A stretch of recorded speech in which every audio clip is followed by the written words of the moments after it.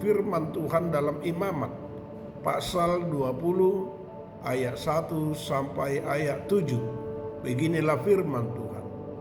Tuhan berfirman kepada Musa, engkau harus berkata kepada orang Israel, setiap orang, baik dari antara orang Israel maupun dari antara orang asing yang tinggal di tengah-tengah orang Israel, yang menyerahkan seorang dari anak-anaknya kepada Molok, pastilah ia dihukum mati, yakni rakyat negeri harus melontari dia dengan batu.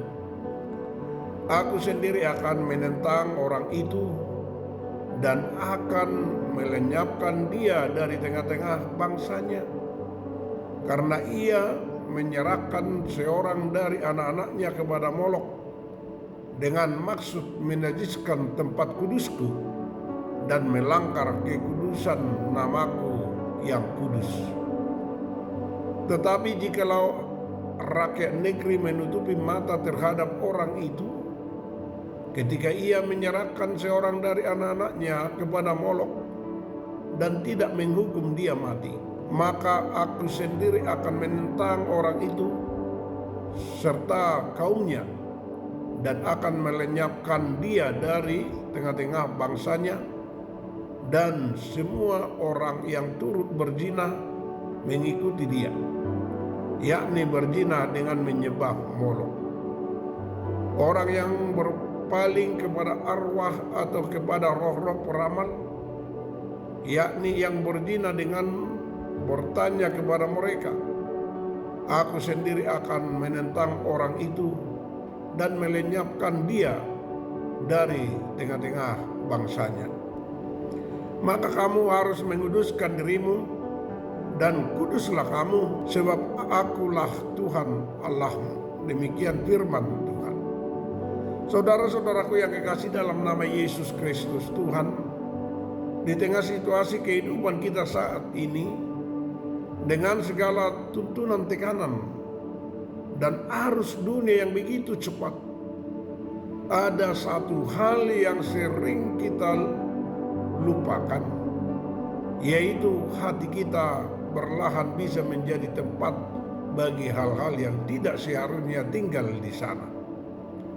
Tanpa kita sadari, saudaraku, hati yang seharusnya menjadi ruang yang kudus, tempat kita berjumpa dengan Tuhan, justru dipenuhi oleh rasa kekhawatiran, ambisi yang berlebihan, kekecewaan yang dipelihara, bahkan keinginan-keinginan yang menjauhkan kita dari kebenaran. Semua itu tidak datang sekaligus, saudaraku. Ia masuk berlahan, hampir tidak terasa, melalui hal-hal kecil, pilihan-pilihan kita yang tampaknya sepele, dan pembenaran yang kita bangun sendiri, sehingga akhirnya hati kita menjadi penuh, tetapi bukan oleh damai sejahtera, melainkan oleh hal-hal yang mengikat dan melelahkan jiwa kita. Saudaraku yang kekasih dalam nama Yesus Kristus Tuhan, disitulah kita perlu berhenti sejenak, bukan untuk menyalahkan diri kita sendiri, tetapi untuk menyadari apa yang sedang kita izinkan tinggal di dalam hati kita hari ini. Karena dari hati kita lah kehidupan mengalir, dan apa yang kita pelihara di dalamnya akan membentuk arah hidup kita. Tuhan tidak pernah berhenti memanggil kita untuk kembali, bukan dengan paksaan, tetapi dengan kasih yang mengandung. Ia rindu hati yang utuh, bukan yang sempurna, tetapi yang mau dibersihkan, yang mau dipulihkan, yang mau kembali ke arah kepadanya. Dan mungkin hari ini ada saatnya yang tepat untuk membuka kembali ruang hati kita, membersihkan yang tidak perlu dan membiarkan Tuhan tinggal di sana sepenuhnya. Saudaraku, nas kita dalam Imamat 20 ayat 1-7 yang sudah kita dengarkan, ada peringatan keras tentang bagaimana umat pada waktu itu tergoda untuk memberikan yang paling berharga kepada sesuatu yang bukan Tuhan.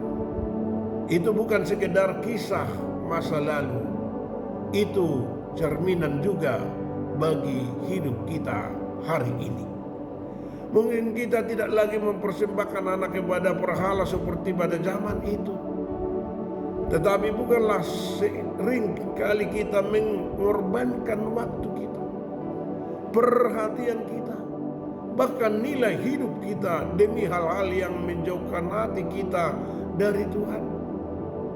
Ambisi, pengakuan, kenyamanan, atau bahkan kebiasaan yang kita tahu tidak benar, semuanya bisa diam-diam menjadi ilah-ilah lain dalam hidup kita. Tuhan tidak hanya melihat tindakan luar, tetapi juga arah hati kita. Ketika hati mulai terbagi, ketika kita mulai berkompromi, disitulah jarak itu terbentuk. Dan tanpa kita sadari, saudaraku, kita bisa berjalan semakin jauh. Namun di balik peringatan itu ada panggilan yang penuh kasih. Dikatakan tadi, kuduslah kamu sebab aku Tuhan adalah kudus. Itu bukan sekedar tuntutan, tetapi undangan untuk kita. Undangan untuk kembali, untuk membersihkan hati, untuk memilih lagi dengan sadar siapakah kita yang sebenarnya. Kita sembahlah Tuhan di dalam kehidupan kita. Mungkin hari ini adalah saat yang tepat untuk berhenti sejenak dan bertanya, kepada siapa sebenarnya hidupku tertuju? Dan ketika kita berani menjawab dengan jujur, disitulah pemulihan dimulai. Perlahan,